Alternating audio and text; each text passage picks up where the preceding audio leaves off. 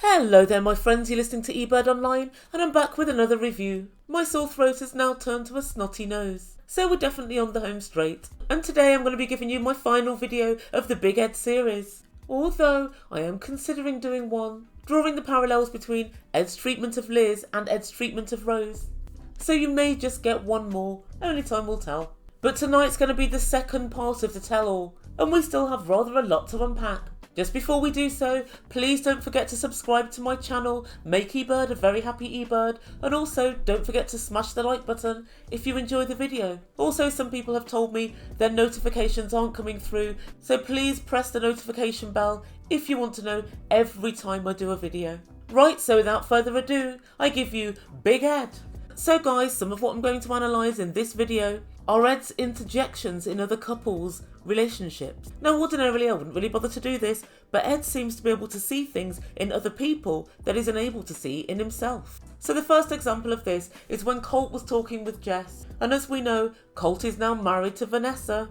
And Jess was asking why Colt cheated on her with Vanessa and why he tried to gaslight her by lying about the situation and telling her she was crazy and paranoid. And earlier on, Ed was piping up saying, "You're gaslighting, you're gaslighting." But then a very interesting part of the discourse took place. And Vanessa was explaining that she cheated on her husband with Colt and Colt cheated on Jess with Vanessa. And although Colt and Vanessa did apologise for this, they were both sort of apologising with caveats. So they were saying, well, I'm sorry for doing this, but this, and I'm sorry for doing this, but that. And Ed decided to give his point of view, and he said, no one is looking at the casual damage in this relationship. Jess was somebody that was damaged by this, and also Vanessa, your husband was damaged by this whole scenario. Jess is a human being, and no one deserves to be cheated on. I know I'm not perfect. And this is one of my pet hates, when people make the statement, I'm not perfect. Ed, you're not just not perfect, you're an absolute scoundrel. You're a terrible little reprobate with almost zero redeeming qualities. You really are a world away from not being perfect. But guys, I find this really interesting that he thinks about the casual damage of other people's actions, but never his own. Question for Ed. Ed, what do you think the casual damage of the following scenario was? You argued with Liz. You then told Liz to get out. Liz left. You then dropped all of her stuff round to her home. You then blocked her number and went on a trip to Vegas with sugar babies for 2 days. You then posted said trip on social media. What do you think the casual damage of that was? I'd dearly love to know. But the weirdest thing to me about all of this is not that Ed can't see the casual damage in what he does himself, is the fact that Ed actually pipes up, quickly says, I know I'm not perfect, and then proceeds to throw stones while standing in his own glass house. If I know I've just been the perpetrator of bad behaviour, you can bet on it that I won't be throwing stones for a good couple of years until people have forgotten all about what I've done previously.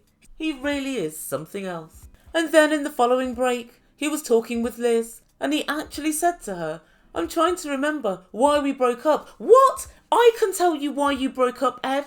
We all know why you broke up, because you're a nasty little turd with no conscience. But Liz said, well, it's because of the drink. We both drink too much. And I have noticed that Big Ed is partial to a glass or two of Malbec at 10 a.m. in the morning. But Liz really quickly got him together and said, we broke up, you dropped all the stuff at my house, then you went to Vegas with sugar babies and you blocked me. And I said, oh, yeah, that's right. Yeah, I remember now.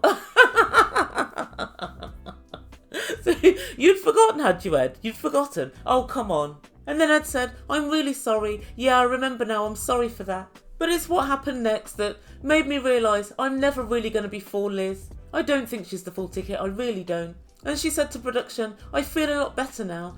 I feel as if I've got some of the apologies that I deserved. And I feel like I've got my friend back.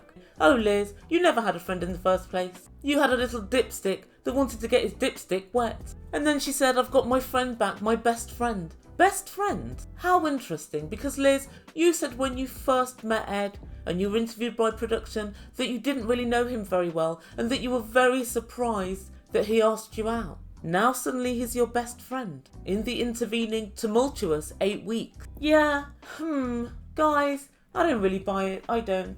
Also, she said, I'm really glad that I've got apologies for some of the things that have happened to me. Liz, Ed always apologises. That's actually one of Ed's only skills, apologising, for he does it so often. He'll apologise for something and then do exactly the same thing moments later. His apologies mean nothing. And if Liz had half a brain in her head, or if Liz wasn't acting, she'd know that that's the case. But the next time we hear from this couple, they're talking about babies. What? Ed's behaviour? No, actual babies, as in the tiny little things that need food, water, love, and education, and great parenting by stable human beings in order to grow up to be functioning members of society. Those things.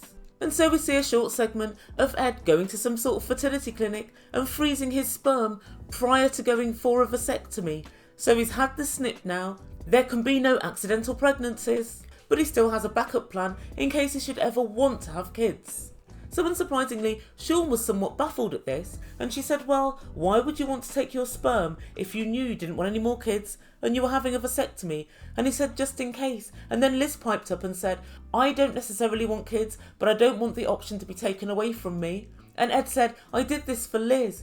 And apparently Liz was with him on the day that he went to the fertility clinic, thus confirming my view that the whole thing was performative. But guys, let me know down below what you make from all this. Here's what I make from it.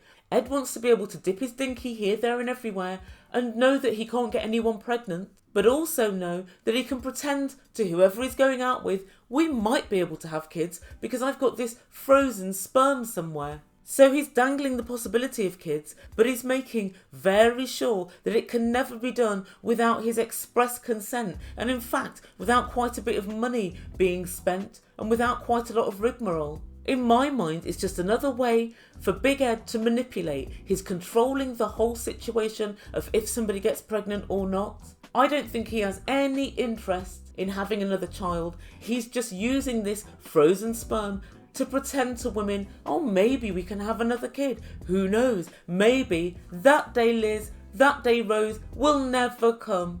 It's just another bit of Big Ed bullshit. But guys, I would love to hear what you think of this in comments down below. And next up, Sean went back to the segment where Ed and Liz were sitting on the beach and Ed was asking for Liz to move in. And as per usual, Ed gave the ye old, I was going to marry Liz. I was going to pick out a ring and everything. I was going to propose. And then he did his fake almost going to cry emotion, which he has down pat. Unfortunately, Ed, it looks the same every single time you do it. Hence, I know it's just an act. Okay, so you were about to ask Liz to marry you. Where was the ring, Ed? Where was the ring? There's more chance that Mike and Natalie will have proper diamond rings than Ed would ever actually purchase a real engagement ring for him and one of his so-called partners. And I don't mean a cubic zirconia ring like he got for Rose. I mean an actual precious stone. And Sean asked Liz, did you know he was going to propose? And she said, well, I had an idea. And she asked, is there a future? And Liz said, well, I've really missed Ed. I do love him and I want to be with him. But if we start again, it has to be a fair chance. We need to have 3 sessions of therapy together and we need to both stop drinking. Oh dear, Liz. I think when you're with someone like Big Ed, if you stop drinking, you start thinking. And when you start thinking about Ed, it's a big fat no.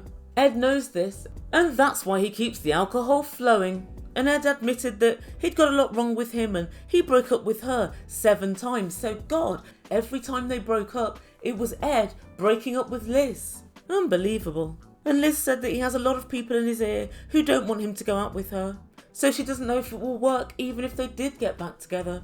But then Fernanda steps up. She's got something to say. What is it, Fernanda? She tells everybody that Ed came up to her behind the scenes and said, say hi to your flatmate because I think she's really pretty. And Fernanda said, my roommate is 26. Ed admitted that that happened, but Liz said she didn't really care. She said, I know that he loves me and at the moment he's single. But Colt said, he's going to cheat again. The fact that he's done that today when he's trying to get back with you proves just that. And Ed started deflecting on Colt and saying that he and Vanessa wouldn't last 6 months. And finally Sean said, Liz, do you want to get back with Ed? And Liz pretty much said yes. And she said, Ed, do you want to get back with Liz? And Ed said, well, and he thought about it for ages. And then he said, I'm not sure if we can, because 3 sessions of therapy isn't going to solve anything. And guys, in the end, Sean had to finally coax Ed into saying, yes, I love her. Yes, I want to get back with her. I honestly don't think Ed knows what he wants. He wants a girlfriend.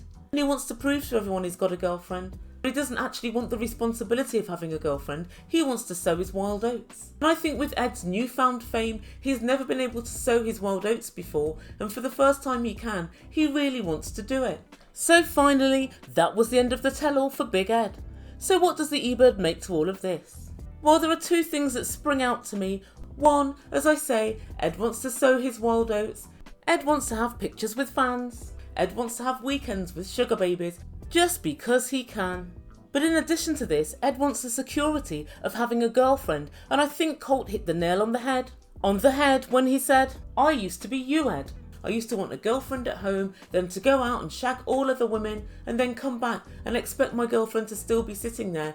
And that's what I believe Ed wants. Also, I think Ed's trying to pull the wool over everybody's eyes about this whole baby thing. He doesn't want another kid. Having some sperm in a freezer somewhere means nothing. He's never going to defrost that.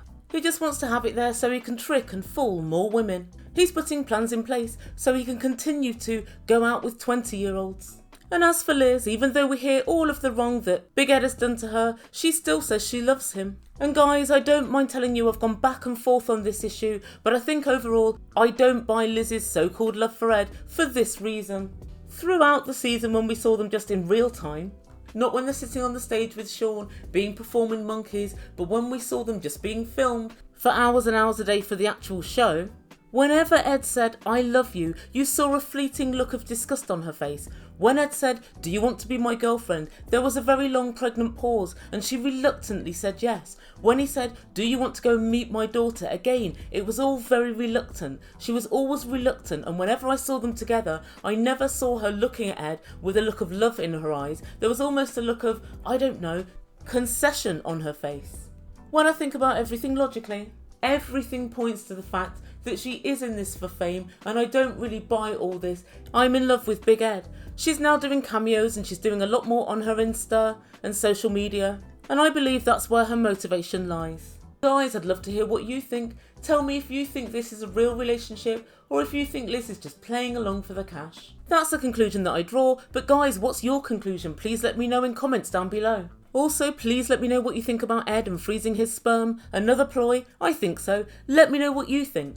So guys, thank you so much for listening. If you haven't done so yet, please press that big red subscribe button and join the Ebird family. Also, don't forget to share this video with anyone that you think might be interested. You've been listening to Ebird Online, and I bid you good day.